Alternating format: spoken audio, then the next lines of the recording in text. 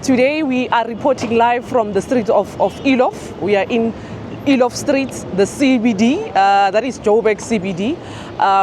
And I can tell you now, I'm super excited. I'm over the moon. I am grateful. I can't believe what I'm seeing now. If you can remember, we were here, I think, what was it, a week ago, Leader Trevor? We were here a week ago and we were removing the street hawkers that are operating in the streets, that are selling on our pavements when they are not permitted to do so by the Constitution of the Republic, when they are not permitted by our laws as a country. So we are giving feedback, positive feedback, to say this is how the streets are looking like. Clear. It's clear. So the only thing that we need to do, clean. They are not here. You can see for yourself. So this is how we want the entire city to look like. This is how we want our streets to look like. We must be able to walk on the pathwalks. We must be able to walk on our pavements. This is what we want as a country. We are building a first-class city. So it cannot be correct that we have got people that are all over doing as they please, selling wherever they want to. It can't be correct. So it's clear, it's clean. You can see for yourselves. You can see for yourself. So this is progress, South Africa. We are getting there. We are getting there. So you can see the entire streets, they are no longer here. And they won't be here. And we will reclaim street by street. You've got Malawians there, you've got Tanzanians, you've got Burundi people, you've got Nigerians there selling. And they make it difficult for South Africans who wants to sell on the streets, because what they do is they team up, they fight you. It's either you will get robbed as a South African on a daily basis if you try and sell. They claim the space, but it's the territory. Don't buy from them. These ones that are selling dirty clothes on our pavements, don't buy their clothes. Now our people are not working. And you South Africans, fellow South Africans, you are also the first people to complain when there are no jobs. Now these people are selling dirty clothes on our pavements, on our pathwalks. You support their businesses, and you are taking legit businesses like your Edgar's, your Foschini and your Mr. Price out of business. And those businesses are contributing to the GDP of this country. Those companies are employing our people. Country. So, and we've seen also a number of South Africans that don't take anything serious. Yes, we've removed those people there by the Dunusa market. We've managed to get rid of them. I know it's been over 10 years that I can confirm that these people have been selling them. And they've been supported by South Africans, the same South Africans that are complaining about not having jobs.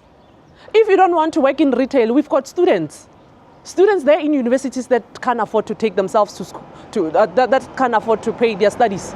We need this retail jobs for young South Africans that are in college, that are in universities, so that they can be able to pay for their study fees. If working in retail is nothing, Tina, those jobs works for us. So we want young South Africans to occupy these positions in retail, and even those that don't have jobs, there are people that are feeding their family with retail jobs. So to keep the businesses like our Edcon in business, it works for us. They are supporting their families, those type of jobs. South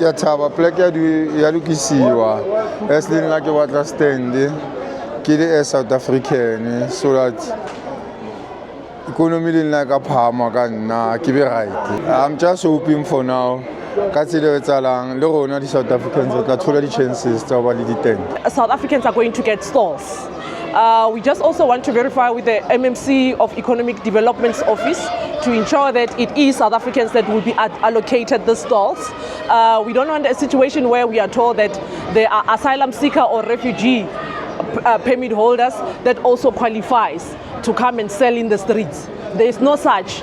Our laws do not permit such. So what we are here to do is to verify and ensure that everything is going well. We can also applaud the city for the work that they are doing. It's very clear, Uguti, we are ready for a change as a country. We are ready to ensure that South Africans of all races are the ones that will be permitted to sell in the streets. This is how we're going to build our future business leaders as a country. This is how we're going to build, to produce future business leaders. It starts in the informal market. So Lababon, our people are ready.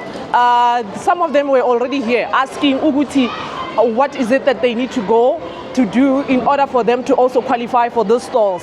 So they need to go to the MMC of Economics Development Office to go and register there. Go and get your stall, South Africans. And there's also an internship program that is going on in that office, in the MMC of Economic Development's office, where they are giving training to interns that will be monitoring on the ground to ensure the permit holders, the people that qualify to get AMA trading licenses are the ones, especially South Africans, are the ones who will be operating in the stalls.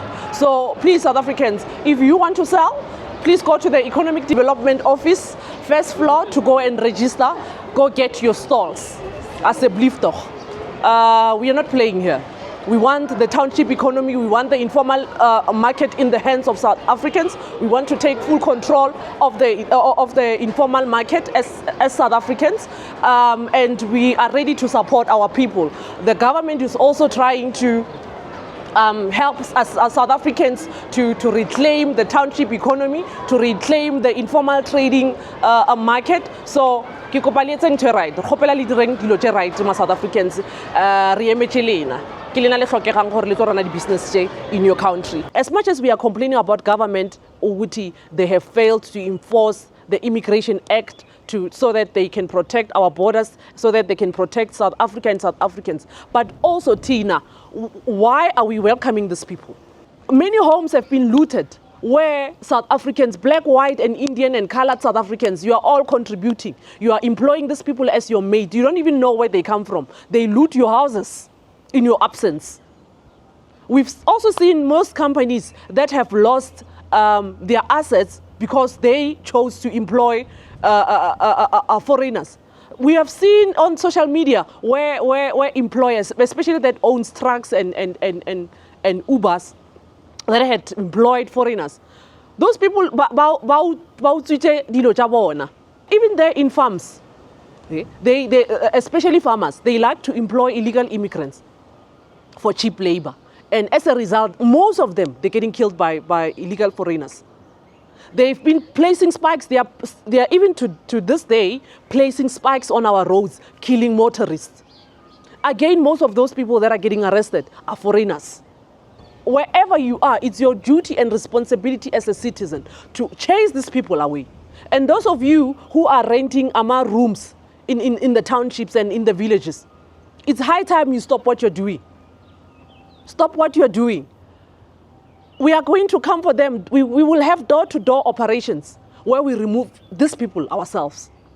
And South Africans that want people to rent, tell us, Uguti, ufuna abaqashi. We will assist you. What we don't want is for you to rent a room to a foreign national.